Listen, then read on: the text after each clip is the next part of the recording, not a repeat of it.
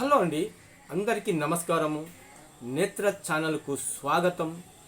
అయితే నిన్న శుక్రవారం రోజు మన రెవెన్యూ మంత్రి పొంగులేటి శ్రీనివాస్ రెడ్డి గారు నిర్మల్ జిల్లా బైంసాలో మహారాష్ట్ర ఎన్నికలపై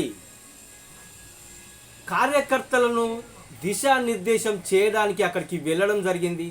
అక్కడ మీటింగులో ఈ విషయం చెప్పడం జరిగింది.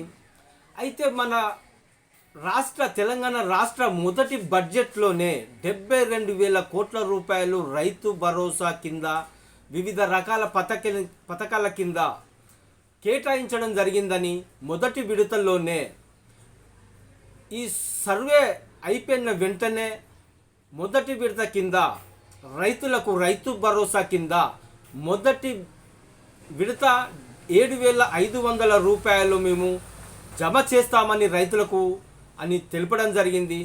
అలాగే ఈ సర్వే అయిపోయిన పిమ్మట స్మార్ట్ కార్డులు కూడా వెంటనే స్మార్ట్ కార్డులు కూడా అందరికీ జారీ చేస్తామని తెలపడం జరిగింది.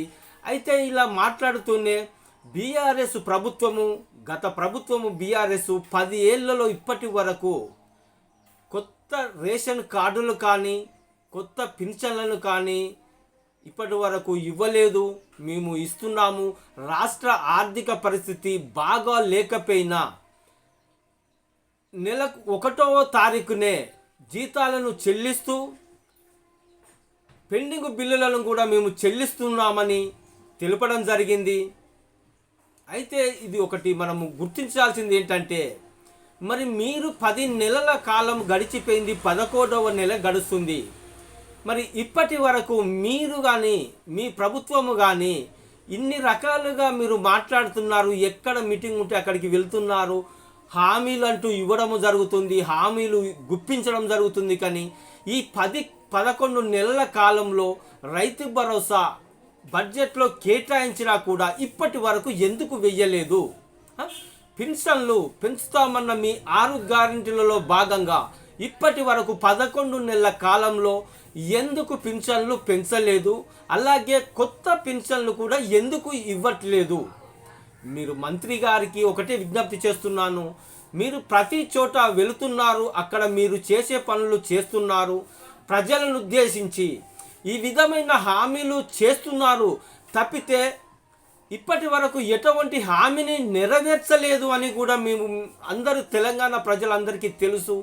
అలాగే ఈ 5 ఏళ్లలో 20 లక్షల ఇండ్లను మేము ఈ ఇందిరమ్మ ఇండ్ల కింద శాంక్షన్ చేస్తామని తెలుపుతున్నారు కదా.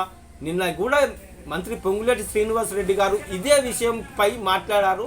ఈ 5 ఏళ్ల కాలంలో 20 లక్షల ఇందిరమ్మ ఇండ్లను మేము శాంక్షన్ చేస్తాము, ప్రజలకు అందిస్తామని తెలపడం జరిగింది. కానీ గత ప్రభుత్వంలో కట్టినటువంటి ఆ గృహాలు ఏవైతే ఉన్నాయో ఇప్పటి వరకు వాటి మీద ఒక స్పష్టతను ఇవ్వక వాటిని నిరుపేదలకు అందించకుండా ఎందుకు పక్కకు పెడుతున్నారు? అయిపోయిన ఇండ్లు మళ్ళీ వాటికి దిక్కుచోచని స్థితిలో ఉంటున్నాయి, దయ్యాల కొంపల లెక్క మారుతున్నాయి, దయ్యాలు దొంగల పాలవుతున్నాయి. వాటిని ఎందుకు ప్రజలకు అందిస్తలేరు? కట్టిన ఇండ్లను కూడా మీకు అందించే అంత అక్కసు వెళ్ళగక్కుతున్నారే బీఆర్ఎస్ ప్రభుత్వం మీద. మరి మీరు కట్టిన ఇళ్లను కూడా ప్రజలకు ఎందుకు అందించలేకపోతున్నారు? కొత్త ఇళ్లను శాంక్షన్ చేస్తామనే మాటలు పలుకుతున్నారు కదా, కనీసం కట్టి ఉన్న ఇళ్లను కూడా ఇప్పటి వరకు లబ్ధిదారులకు అందిస్తలేరు. ఇగో ఇది మాట్లాడారు. దీని గురించి ఒక స్పష్టమైన వైఖరి, ఈ మాటతోటైనా ఒక స్పష్టమైన వైఖరి మనకు కనబడుతుందా? లేకుంటే ఇది కూడా దాటవేసే ప్రయత్నమేనా? మనకు ఈ సర్వే అనేది అస్తవ్యస్తం అయిపోయిందండి. సరైన విధంగా సర్వే అనేది జరగడం లేదు. మొన్నటికి మొన్న రోడ్ల పొంటి మొత్తం సర్వే పత్రాలన్నీ 1 కిలోమీటర్ల మేర వేశారు. ఆ సర్వే అనేది పూర్తిగా దానికి ఒక లెక్క లేకుండా పోయింది. మరి మన మంత్రి శ్రీనివాసరెడ్డి గారు తెలిపిన విధంగా ఇప్పుడు ఈ సర్వే అనంతరము రైతు భరోసా ఖచ్చితంగా 7,500 మొదట విడత కింద అందజేసి వెంటనే రెండో విడత కింద కూడా ఎండాకాలం లోపు రెండో విడత కింద కూడా అందజేసి ఈ యొక్క సంవత్సరానికి సంబంధించిన 2 విడతల భరోసాను ఖచ్చితంగా అందించాలి.